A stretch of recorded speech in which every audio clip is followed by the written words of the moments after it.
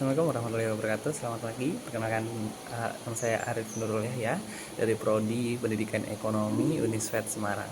Jadi di sini saya ingin mempresentasikan hasil isai dari saya terkait dari tugas isai dari Bu Alifta. Nah, di sini saya mengangkat tema yaitu ekonomi digital dengan judul adalah Shopee menjadi salah satu pilar ekonomi digital di Indonesia. Nah, ekonomi digital sendiri merupakan suatu hal yang menandakan perkembangan dan pertumbuhan ekonomi pada masa yang akan datang. Ditandai dengan semakin pesatnya perkembangan bisnis atau transaksi perdagangan internet melalui internet sebagai salah satu media alat dalam berkomunikasi, berkolaborasi, serta bekerja sama antar perusahaan satu sama lain. Nah, konsep ekonomi digital sendiri menurut Damrat Scott yaitu adalah sebuah sosiopolitik dan sistem ekonomi yang meliputi informasi, berbagai akses instrumen, kapasitas, dan pemrosesan informasi. Komponen digital yang berhasil diidentifikasi pertama kali yaitu industri teknologi informasi dan komunikasi atau TIK. Gitu. Nah, untuk aktivitas e-commerce sendiri sudah dimulai di Indonesia itu di tahun 2012. Nah, dalam pidatonya Pak Joko Widodo di tahun 2013 sebelum mencalonkan diri sebagai calon presiden Republik Indonesia, beliau menyampaikan bahwa akan ada yang namanya unicorn di Indonesia. Salah satunya adalah melalui e-commerce. Nah, salah satunya adalah Shopee tersendiri. Gitu. Nah, Shopee sendiri ini masuk di Indonesia tahun 2012.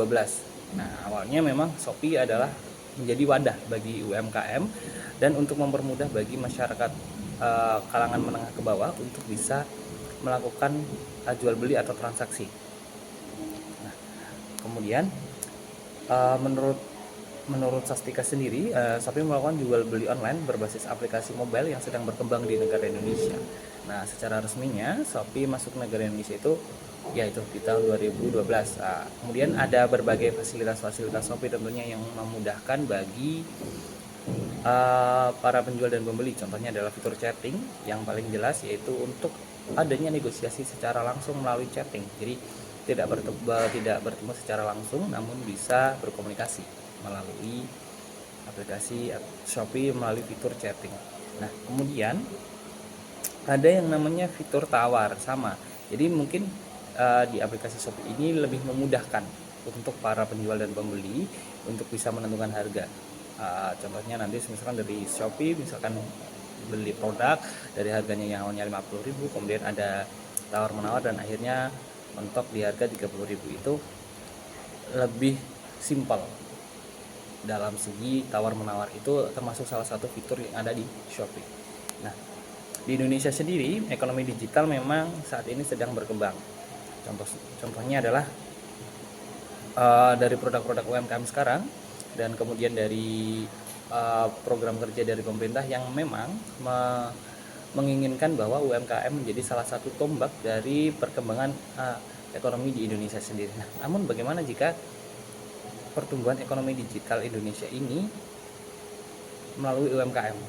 Nah, contohnya adalah banyak UMKM untuk saat ini sudah banyak sekali dari UMKM ini menggunakan media sosial ataupun e-commerce. Nah, untuk di Indonesia sendiri memang untuk e-commerce yang masih tinggi yaitu ada di Shopee, Lazada, dan Tokopedia. Dengan harapan memang adanya e-commerce seperti Shopee, Tokopedia, ataupun Lazada ini nanti bisa membantu UMKM ke depannya. Karena dikutip di Antara News sendiri, ini Indonesia merupakan pertumbuhan ekonomi digital tertinggi se-Asia Tenggara, yaitu naiknya 4 kali lipat dari 2015 yang awalnya hanya 10 juta dolar sampai saat ini. Untuk kenaikan ekonomi digital sendiri itu mencapai 40 juta miliar per dolar. Ini dikutip dari antaranews.com. Nah, harapannya dengan adanya pertumbuhan ekonomi digital yang semakin berkembang di Indonesia, dampaknya adalah secara tidak langsung untuk memajukan atau membantu para pelaku UMKM tentunya di masyarakat Indonesia yang di kelas menengah ke bawah. Namun untuk kendalanya sendiri, untuk dari segi Shopee biasanya kebetulan saya juga pernah merasakan menjadi customer service di salah satu e-commerce di Indonesia. Jadi memang kelemahan dari sistem e-commerce ini yaitu kebanyakan adalah adanya barang-barang yang tidak sesuai atau fake order, biasanya disebut seperti itu. Nah, kemudian bagaimana untuk menyelesaikan masalah-masalah tersebut? Nah, biasanya dari e-commerce-nya sendiri ini nanti mereka memberikan sebuah solusi. Biasanya nanti akan mungkin ada ganti rugi, atau nanti dari uh, akun dari seller atau penjualnya ini nanti bisa diblok. Jadi itu salah satu solusi yang diberikan ketika mendapatkan fake order. Nah, kemudian masalah yang lainnya adalah dari segi transportasi. Nah, biasanya memang jika seperti tanggal-tanggal besar dari 10-10, 11-11 ataupun 12-12, tentunya untuk pemesanan itu semakin membludak. Nah, jadi bagaimana cara menanganinya? Cara menanganinya adalah biasanya ada yang namanya penambahan kapasitas dari karyawan. Jadi untuk menghandle beberapa keluhan-keluhan dari customer. Nah, kemudian untuk dari segi transportasinya memang dari yang kita lihat adalah untuk dari Indonesia bagian barat itu memang dari segi Sumatera ataupun Jawa, mohon maaf, itu memang sudah infrastrukturnya secara tidak langsung sudah sedikit memadai dibandingkan dari di segi wilayah Indonesia bagian timur.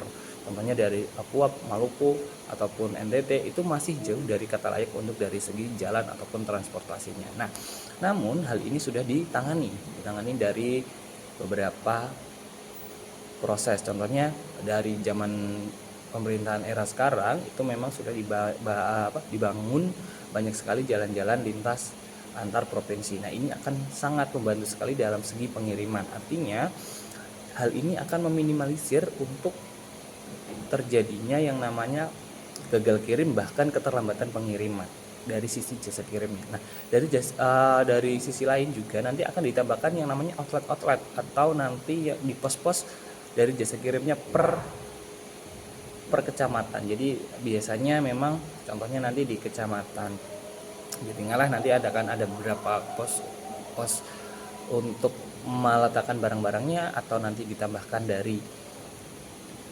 jasa kirim yang lain. Nah, nanti biasanya untuk purpose ini akan menjadikan salah satu tempat transit dari barang-barang. Nah, ini akan paling tidak mengurangi gagal kirim ataupun dari keterlambatan pengiriman. Nah, intinya dari apa yang saya sampaikan tadi adalah harapannya memang dari ekonomi digital ini adalah salah satu tombak baru untuk kenaikan ekonomi Indonesia. Dari segi kenaikan ekonomi digital Indonesia ini diharapkan nantinya akan menambah daya saing dalam berekonomi di dunia. Dan di sisi lain untuk yang paling jelas adalah akan membantu dari segi UMKM masyarakat yang menengah ke bawah. Harapannya memang UMKM nanti selama targetnya adalah 10 tahun atau sampai 2045 nanti Indonesia menjadi generasi emas, yang artinya nanti memang bisa meminimalisir terjadinya ekspor impor barang. Jadi harapannya memang ini menjadikan anak-anak Indonesia itu lebih mandiri begitu. Nah, dengan adanya ekonomi digital ini diharapkan memang para pemuda, para anak-anak muda sekarang bisa lebih bijak dalam melakukan kegiatan dalam ekonomi digital. Nah, untuk Shopee sendiri nanti diharapkan memang sudah bisa melakukan upgrade dari segi fitur yang memang kurang bisa di-upgrade. Kemudian dari segi transportasi juga bisa diperbaiki atau di-upgrade kembali. Begitu saja dari saya. Terima kasih. Mohon maaf jika ada salah kata atau kata yang tidak pas dari saya. Begitu saja, terima kasih dari saya. Terima kasih. Assalamualaikum warahmatullahi wabarakatuh.